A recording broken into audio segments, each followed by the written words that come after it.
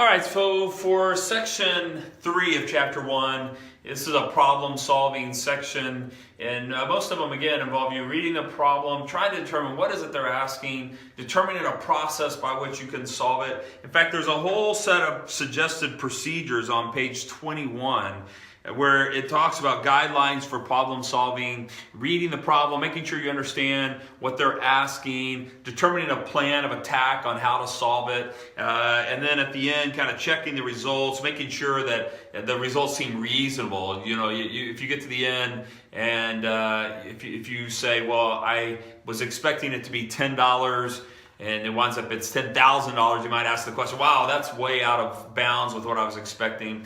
The example given in the book, and this is a good example for us because again, it's not a geometry algebra, it's more just a problem-solving type situation. So the way it works is this: we're told that this particular person has $87. That's what they have to spend, and they're going to buy pizza, and they can buy medium pizzas for $10, and they can buy large pizzas for $14.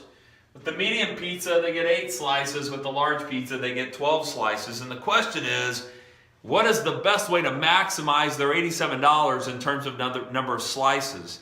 Now, a more complicated question would be, what is the way to maximize the amount of square footage of pizza they're buying? Because these aren't the same size slices. This is a certain size pizza, cut into 8 slices. This is a larger pizza, but cut into more slices. It's hard to know whether the 8 slices or the 12 slices are the same size, whether the mediums were slightly bigger because there's fewer slices per pizza, or so forth and so on. But the reality is the person going through the line getting the pizza isn't going to measure either.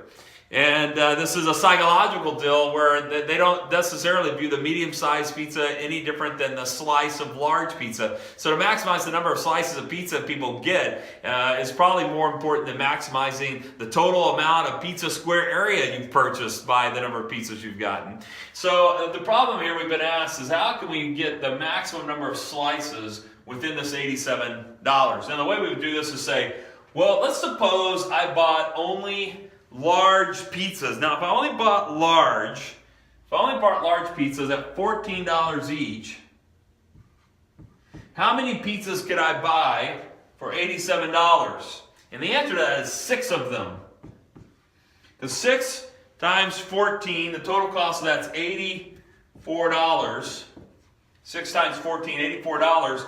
And that leaves no money left over for the medium pizzas.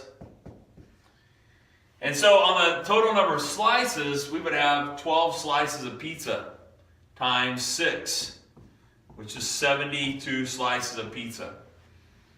So that's one possibility, is that our purchaser goes in and says, well, I've got $87. I can buy up to 6 large pizzas. I go home with $3 in my pocket, and so I'm just going to buy 6 larges. That would be the fastest way to do this. Is to just figure out number of pizzas based on how many larges they could buy. But they could do a combination here. Now, what if they were to drop down and say buy only 5 large pizzas? 5 times 14, 70. 70 from 87 leaves us $17. We have enough to buy 1 medium pizza. So we have $80 worth of purchase there. So that's $80 worth of total cost. And the total slices this time, 5 times 12, 60, plus another 8, that's 68 pizza slices. So far, just looking through our examples, is that buying 6 larges would be better than buying 5 larges and 1 medium. What if we drop down below that? We have $14 a pizza, 4 pizzas. How many mediums could we buy? Well, 4 times 14, let's see, that's $56. 56 from 87, that's 21. We can buy 2 of these. So we can buy 2 medium pizzas. Now, total cost of all that, 56 plus 20, that leaves us, that's a expenditure of $86. So 20 plus 66. So that gives us That gives us, you go buy 3 of these. 3 of these. That's 56. That leaves us with $31. We buy 3 of these. So 4 times 12 is 48, plus 8 times 3 is 24. 48 plus 24. So that looks like we can get 70. That looks like 72 slices of pizza also. So there's a tie now in number of pizzas, but this one's better, at least so far, because it's slightly less expensive. All right, well, let's keep moving down the options here. We can try all these options, and what we're going to find is that the maximum option in terms of number of slices and best dollar amount is, in fact, $84.72 for 72 slices of pizza. And the second best would be $86 for 72 slices of pizza, but we'd spend $2 more. And so the goal would be to produce all of these. So $14 times, we could buy 3 of them. $14, we could buy 2 of them. And check all of these scenarios of how many pizza slices we could get for each one. And in the end, we would compare them and then say, okay, what's the question? The question is, what's the most economical way to get the most amount of slices of pizza? I can spend up to $87. Answer is to spend $84 and buy 6 large pizzas. That will give me 72 slices of pizza. And that's probably not a surprise. Most pizza places build in the economy of the process of making a large.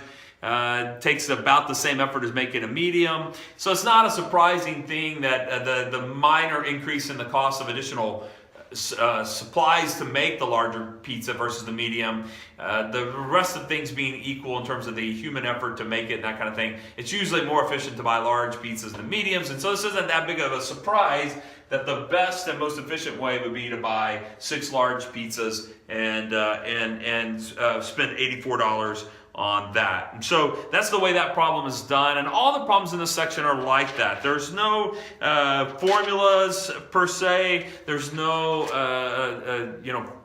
particular patterns that you would follow, like algebra rules or geometry rules. It's simply read the problem and then try to make reasonable solutions to it by creating a process by which you will determine the information. And so all the problems in this section follow the same type pattern and ask these basic daily kinds of questions. You're going to make food, how much supplies you need of each ingredient. You're gonna buy a particular product and you want to spend a certain amount per unit. What's the most efficient way to do that? These are all things we ask ourselves every single day. And so these problems are really good examples of kind of real life problems that we see as we go about our daily expenses and our daily experiences at school and in the workplace or in the place where we're buying in commerce. All right, so that's it for this section. We'll see you guys for the next lecture.